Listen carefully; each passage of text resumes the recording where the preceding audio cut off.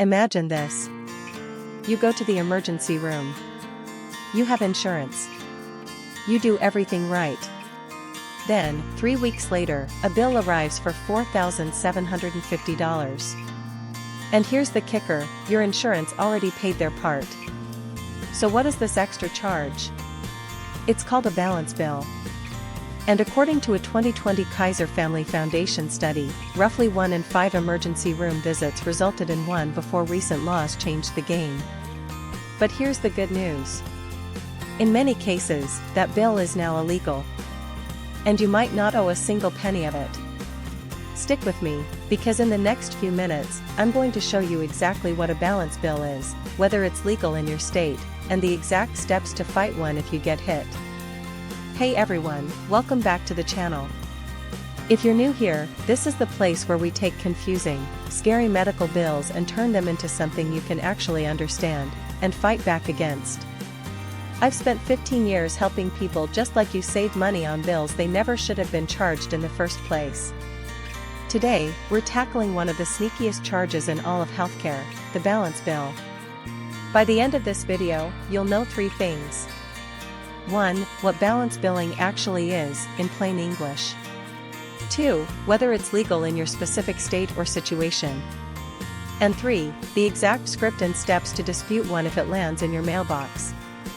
Let's get into it. Before we dive in, this video is for educational purposes only and is not legal or financial advice. Always consult a qualified professional for your specific situation.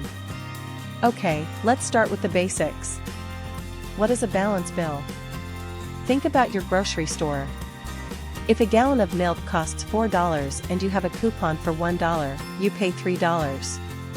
Simple. The store doesn't chase you down later demanding the extra dollar. That would be ridiculous, right? But in healthcare, this happens all the time. Here's how. Your doctor or hospital charges, let's say, $10,000 for a procedure. Your insurance company has a contract that says, we'll pay $6,000 for that. So insurance pays their $6,000. You pay your copay or deductible, let's say $500. Total received by the provider, $6,500. Now here's where it gets ugly. Some providers turn around and send you a bill for the remaining $3,500. The gap between what they charged and what they got paid. That, my friends, is a balance bill. They're billing you for the balance. Now, here's the critical thing to understand. Balance billing usually happens with out-of-network providers. What does out-of-network mean? Think of it like this. Your insurance company has a list of doctors and hospitals they've made deals with. Those are in-network. They agreed on prices in advance. When you use them, no balance billing allowed, it's in the contract. Out-of-network providers? They never signed that deal. So they can charge whatever they want. And if insurance only covers part of it, they come after you for the rest. Here's what makes this so infuriating. You often have no idea a provider is out of network. You go to an in-network hospital. But the anesthesiologist who put you under? Out of network.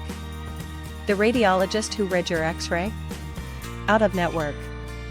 The ER doctor who saw you? Out of network. You didn't choose them.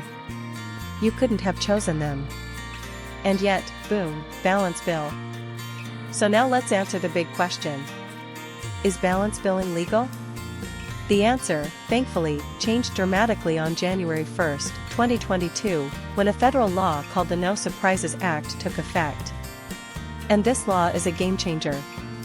According to CMS.gov, that's the Centers for Medicare and Medicaid Services, the No Surprises Act protects you from surprise balance bills in 3 major situations. Number 1, emergency services. If you go to any emergency room, in-network or out-of-network, you can only be charged your normal in-network cost sharing. That means your regular copay, coinsurance, or deductible. Nothing more. Number 2, non-emergency services at an in-network hospital. Remember that sneaky anesthesiologist? If they're out of network but working at your in-network facility, they cannot balance bill you. The law now says they have to accept what insurance pays as full payment. Number 3. Air ambulance services. If you get airlifted, out-of-network air ambulance companies used to send bills for $30, $40, even $50,000. Not anymore. That's now banned too. But, and this is a big but, the No Surprises Act does not cover everything. Here's what it doesn't protect. Ground ambulances. Yes, seriously. If a regular ambulance drives you to the hospital, that bill can still surprise you. According to a 2021 report from the Consumer Financial Protection Bureau, more than half of ground ambulance rides result in an out-of-network charge. It also doesn't cover most urgent care visits, unless the urgent care is licensed to provide emergency services in your state. And it doesn't cover situations where you knowingly signed a form agreeing to see an out-of-network provider, which brings me to the most important warning of this whole video. If someone hands you a form to sign before a procedure, and it mentions waiving your rights or consenting to out-of-network care, read it carefully. Providers can legally ask you to sign away your No Surprises Act protections in some non-emergency situations. My advice? Never sign that form unless you fully understand what you're giving up. You have the right to say no. Now let's talk about state laws. The No Surprises Act is a federal floor, meaning it's the minimum protection everyone gets. But according to the Commonwealth Fund, over 30 states have their own additional balance billing laws that go even further. States like California, New York, Texas, Florida, Illinois, and Colorado have some of the strongest protections in the country. They cover situations the federal law misses. For example, New York's law even applies to ground ambulances in certain cases. So how do you find out what your state does? Go to your state's Department of Insurance website. Just Google your state name plus Department of Insurance balance billing. Most have a consumer page that spells out exactly what's protected. NerdWallet also maintains a solid state-by-state guide that's worth bookmarking. Okay, so what do you actually do if you get a balance bill? Here's your step-by-step playbook. Step 1, don't pay it. Not yet. I know that sounds scary, but paying a bill is like admitting you owe it. Give yourself time to review. Step 2, request an itemized bill. Call the provider and say, I need a fully itemized bill with all CPT codes. CPT codes are the standardized numbers that describe each service. You have a right to this document. Step 3, call your insurance company. Ask them exactly what was in network and out of network. Ask if the No Surprises Act applies. Take notes. Get the representative's name and a reference number. Step 4, dispute the bill in writing. Send a letter to the provider stating that you believe this bill violates the No Surprises Act or your state's balance billing law. Ask them to reprocess the claim. Keep copies of everything. Step 5, file a complaint. If the provider doesn't fix it, you have real options. Go to cms.gov and search No Surprises Act complaint. Or call 1-800-985-3059. That's the federal helpline. You can also file with your state insurance commissioner. These complaints work.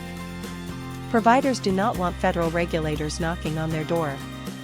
Let me walk you through a real-world example so you can see this in action. Meet Sarah. Sarah lives in Ohio. She wakes up at 2 a.m. with severe abdominal pain. Her husband drives her to the nearest emergency room. Turns out, appendicitis. She has emergency surgery. 2 weeks later, the bills arrive. The hospital, in network. That's fine. Insurance covers most of it. Sarah pays her $1,200 deductible. Reasonable.